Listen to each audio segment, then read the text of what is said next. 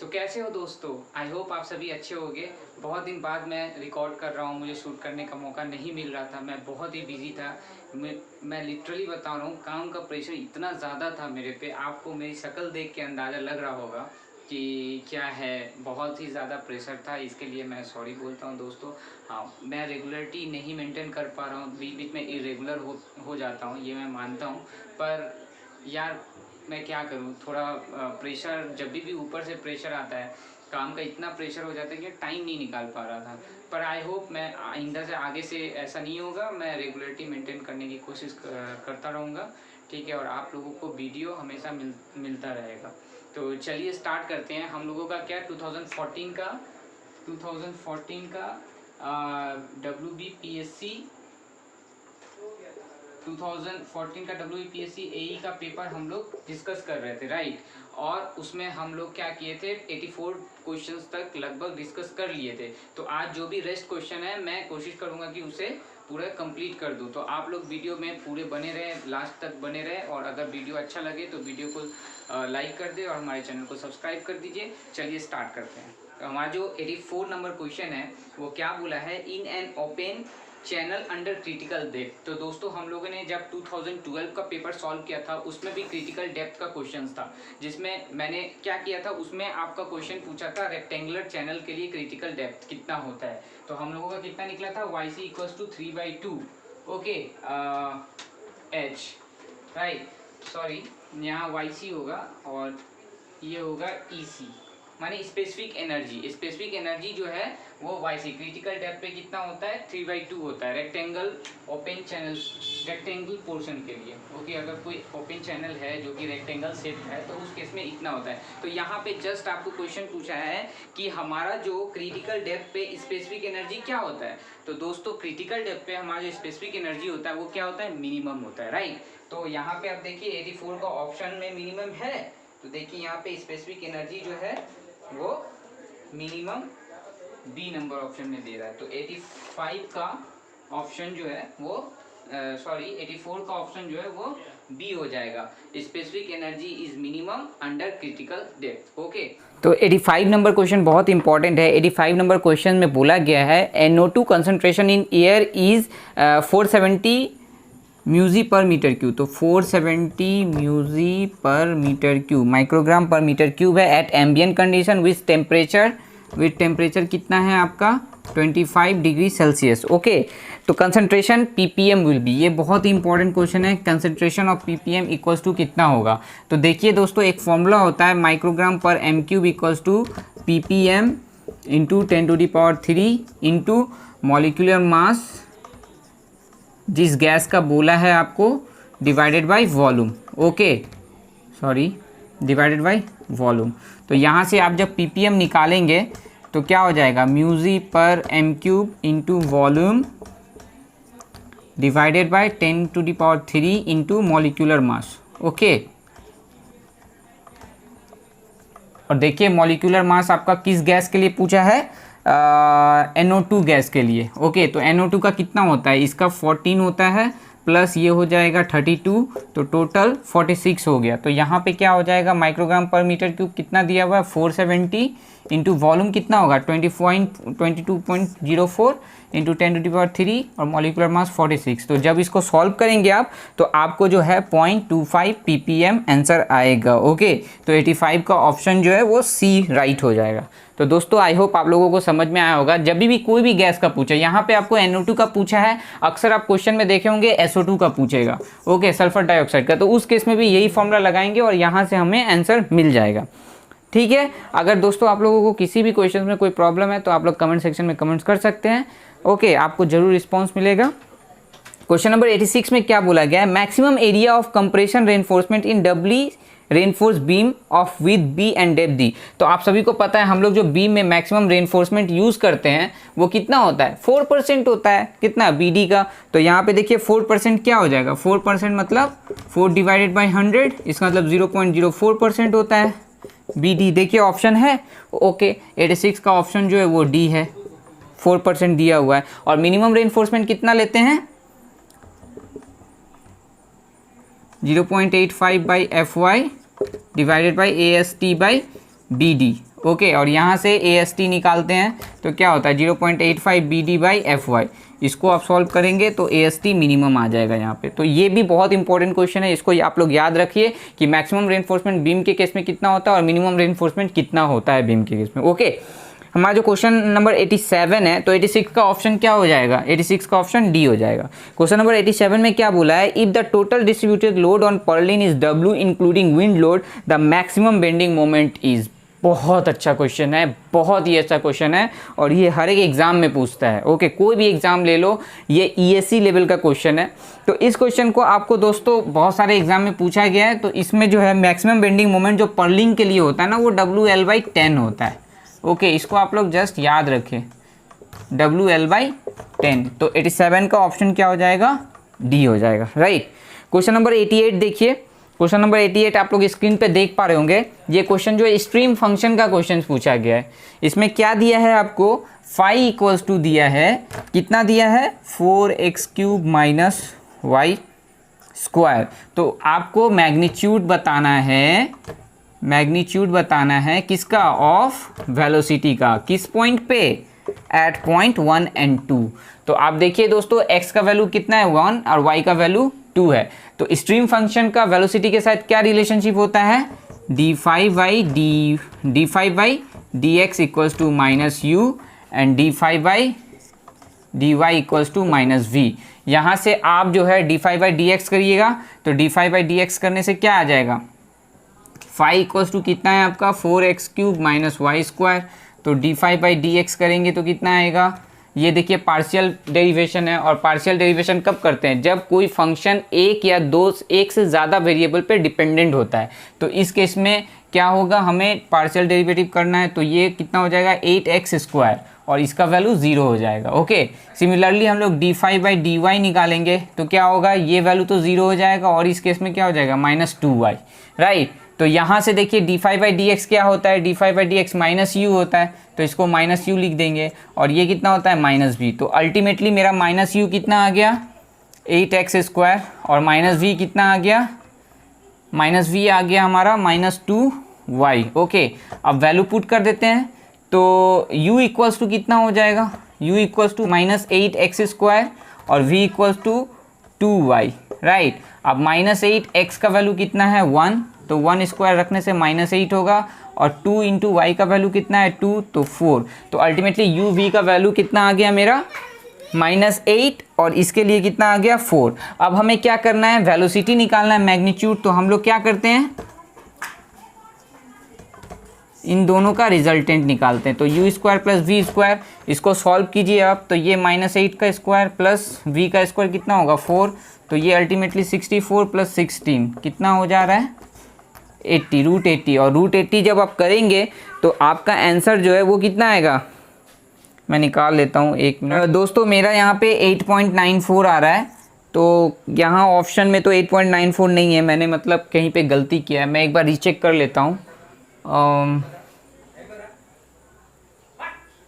हाँ देखिए, मैंने यहाँ पे गलती किया है। d5/dx जब करेंगे तो ये कितना होगा 8 थोड़ी होगा, ये 12 हो जाएगा। ओके, 12x², तो -u, तो -u का वैल्यू कितना हो जाएगा, -u का यहाँ पे 12x² हो जाएगा। ओके, 12x² और ये 12 हो जाएगा, तो अल्टीमेटली यहाँ पे 12 हो जाएगा।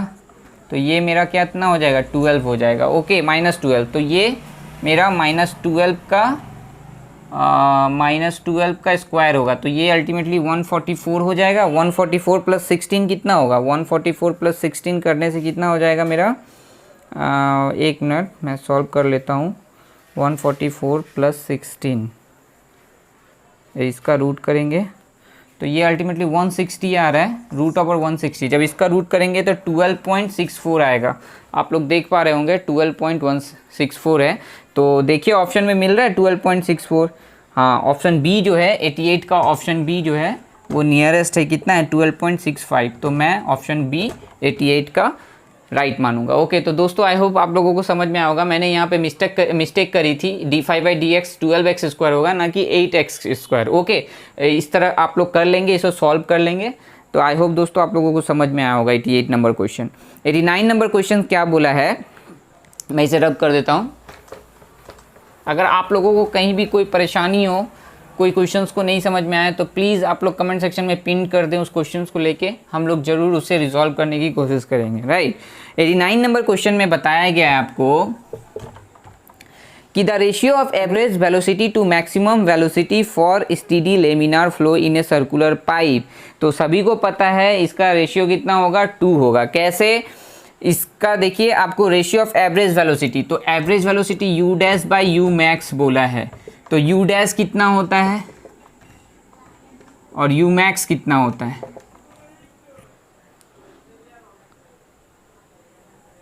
यू मैक्स होता है 1/4 mu dp/dx² into r²।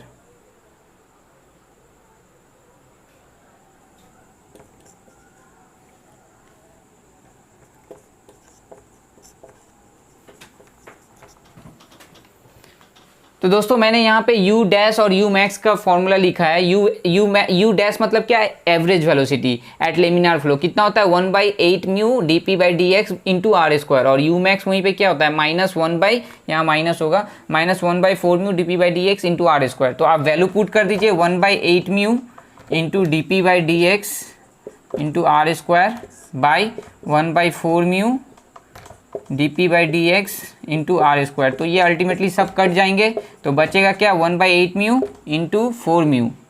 Okay, mu mu cut जाएगा तो ये 4/8 हो जाएगा।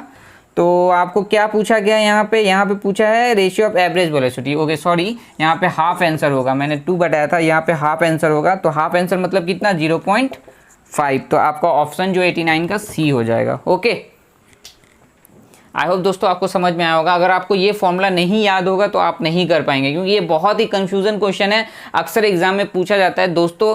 और एग्जामिनर को पता है कि बच्चे कहाँ पे एक्चुअली अटकेंगे। सभी को याद रहता है कि 2 होता है, जैसे मैंने भी मिस्टेक करी जब मैंने सॉल्व किया तो यहाँ पे क्या है, हम एक्चुअली में 2 किसका रेशियो होता है, you max by you average, maximum velocity by average velocity, तो उसको करेंगे तो रेशियो 2 आएगा।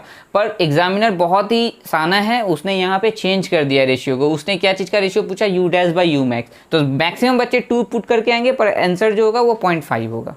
ओके, चलिए नेक्स्ट क्वेश्चन पे चलते हैं। 90 नंबर क्वेश्चन ब्रिक का क्वेश्चन है, और मैंने बताया था आप लोगों को सीमेंट ब्रिक बिल्डिंग मटेरियल का बहुत ही इंपॉर्टेंट पार्ट है। और टिम्बर, यस टिम्बर भी इंक्लूड कर लीजिए उसमें। इसको आप लोग छोड़ के नहीं जा सकते। अगर आप किसी भी एग्जाम में बैठ रहे हो तो इसको आप छोड़ के नहीं जा सकते, आपको ये करना ही पड़ेगा। देखिए यहाँ ब्रिक का क्वेश्चन है, इसमें बोला गया है कि ब्रिक में आप सभी को पता है एल्यूमिना जो है वो एक कंपोनेंट है, ब्रिक बनाने के काम आता है, जो कि आपको 20% के करीब होता है, राइट। तो इसको हम लोग एल्यूमिना क्यों यूज़ करते हैं, वो क्वेश्चन पूछा है। तो एल्यूमिना जो है वो प्लास्टिसिटी मेंटेन रखता है ब्रिक में। ओके, क्या रखता है मेंटेन, प्लास्टिसिटी। तो प्लास्टिसिटी को मेंटेन करने के लिए हम लोग ब्रिक में एल्यूमिना को यूज़ करते हैं, राइट। तो आप देखिए 90 नंबर क्वेश्चन में ऑप्शन ए जो है टू इम्पार्ट प्लास्टिसिटी, वो आंसर हो जाएगा। क्वेश्चन नंबर 91 में क्या बोला, in case of pre tensioning tension force should be applied. तो टेंशन फोर्स जो है वो क्या करते हैं, ग्रेजुअली अप्लाई करते हैं और यूनिफॉर्मली करते हैं। तो 91 का ऑप्शन जो होगा वो ए हो जाएगा। ओके, क्वेश्चन नंबर 92 में देखिए सैग रोड जो होता है वो रूफ ट्रस में क्यों यूज़ किया जाता है, वो कनेक्टिंग करने के लिए यूज़ किया जाता है। सैग रॉड को किसको कनेक्टिंग करने के लिए, राफ्टर को कनेक्ट करने के लिए। तो 92 का ऑप्शन जो है वो डी हो जाएगा, राफ्टर को। ओके, सैग रॉड पतले पतले से रॉड होते हैं, सैग रॉड आप लोगों ने देखा होगा, तो वो जो है राफ्टर को कनेक्ट करने के लिए यूज़ किया जाता है, राइट। 93 का क्वेश्चन नंबर देखिए क्या बोला है, slenderness ratio for a single angle discontinuous strut. तो सिंगल एंगल स्ट्रट के लिए हम लोग क्या करते हैं, 180 डिग्री सिलेंडरनेस रेशियो को यूज़ करते हैं। तो 93 का ऑप्शन जो है वो क्या हो जाएगा, बी हो जाएगा। ये सब क्वेश्चन जस्ट दोस्तों रटने वाले क्वेश्चन है, आपको थ्रोली अगर पता होगा तभी आप कर पाएंगे, नहीं पता होगा तो आप लोग स्किप कर लें। आप लोग नेगेटिव के चक्कर में ना पड़े, क्योंकि नेगेटिव से बहुत सारे लोगों का सिलेक्शन नहीं होता है, राइट। तो एग्ज़ाम की मैंने एक बार और आप लोगों से डिस्कस किया था कि सिलेक्शन सिर्फ पढ़ने से नहीं होता, सिलेक्शन जो है वो पढ़ने के साथ साथ राइट स्ट्रैटेजी बना के करने से होता है, राइट। एग्ज़ाम में आप किस क्वेश्चन को कैसे अटेंड करेंगे उसका भी बहुत ही इंपॉर्टेंट रोल प्ले होता है। तो आप लोग इस चीज़ों को ध्यान में रखें। 94 नंबर क्वेश्चन क्या बोला है, in which of the following type of flow the losses are maximum. तो किस टाइप के फ्लो में सबसे ज़्यादा लॉसेज होता है, आप सभी को पता होगा, वो क्या है, टर्बुलेंट फ्लो। टर्बुलेंट फ्लो में जो है हमारा सबसे ज़्यादा लॉसेज होता है, तो इसको आप लोग याद रखें। 94 का ऑप्शन जो है वो बी हो जाएगा।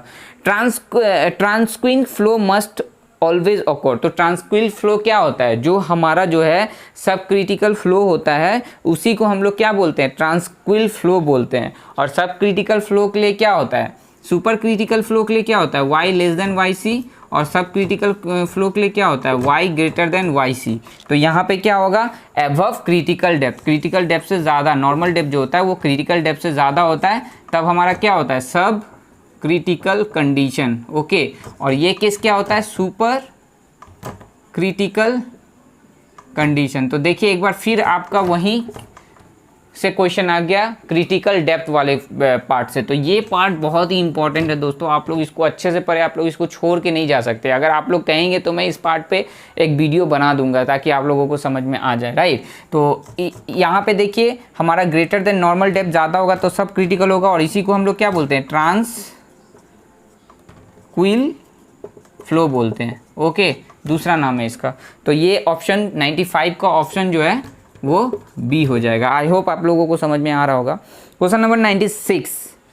Okay, compressive strength of any structural concrete sample should not be less than specific characteristic compressive strength minus, कितना लेस देन नहीं होना चाहिए, ये जो है वो 3 से कम नहीं होना चाहिए। ओके, अगर मिनिमम से मिनिमम होगा तो वो 3 से कम नहीं होना चाहिए। ऐसे 4 भी होता है पर वो M15 या ग्रेड पे डिपेंड करता है। यहाँ पे मिनिमम पूछा है तो आप 3 लगा के आएंगे। तो 96 का ऑप्शन जो है वो बी होगा। ओके, 97 नंबर क्वेश्चन क्या बोला, इन अ एरोबिक इन्वायरमेंट नाइट्रोसोमस कन्वर्ट। तो नाइट्रोसोनोमस बैक्टीरिया जो होता है वो क्या कन्वर्ट करता है, अमोनिया को नाइट्रेट में कन्वर्ट करता है। तो ऑप्शन ए हो जाएगा 2NO2। ओके, तो 97 का ऑप्शन जो है वो ए हो जाएगा, अमोनिया को नाइट्रेट में कन्वर्ट करता है। 98 नंबर क्वेश्चन क्या बोला है, 98 नंबर क्वेश्चन में बताया गया है, आप लोग स्क्रीन पे देख रहे होंगे question, sewage treatment in an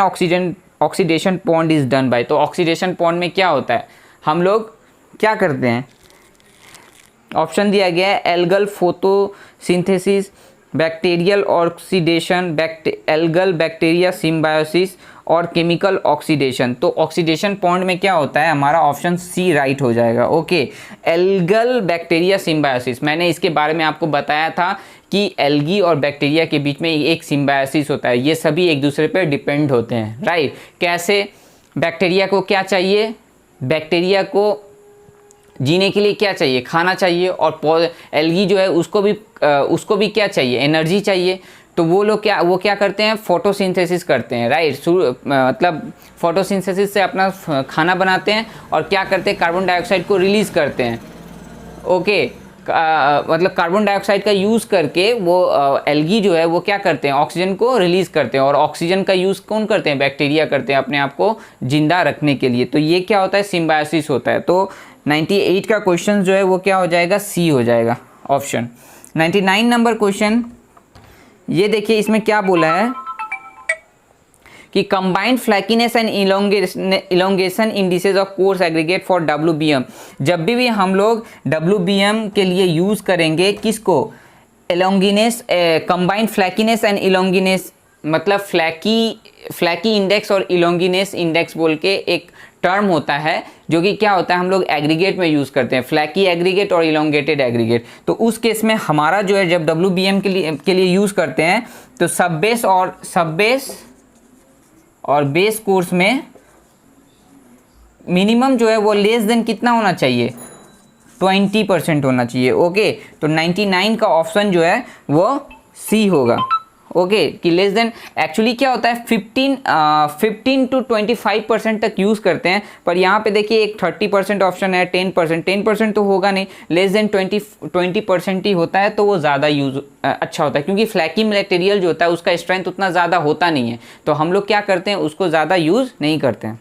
तो फ्लैकीनेस और इलोंगेटेड जो एग्रीगेट होता है उसका स्ट्रेंथ ज़्यादा होता नहीं है, तो इसलिए हम लोग जो है उसको अवॉइड करते हैं। जब भी कोई हाईवे वगैरह बनती है या कोई भी रोड सरफेस बनती है तो उसमें हम लोग उस मटेरियल को यूज़ नहीं करते हैं ज़्यादातर। तो उसमें एक टॉलरेंस दिया गया, अगर यूज़ करते हैं तो लेस देन 20% होना चाहिए। ओके, क्वेश्चन नंबर 100, ये लास्ट क्वेश्चन है आपका। इसमें क्या बोला है, फोटोकेमिकल स्मोक। देखिए 2 स्मोक है, एक फोटोकेमिकल स्मोक होता है और एक लंदन स्मोक होता है।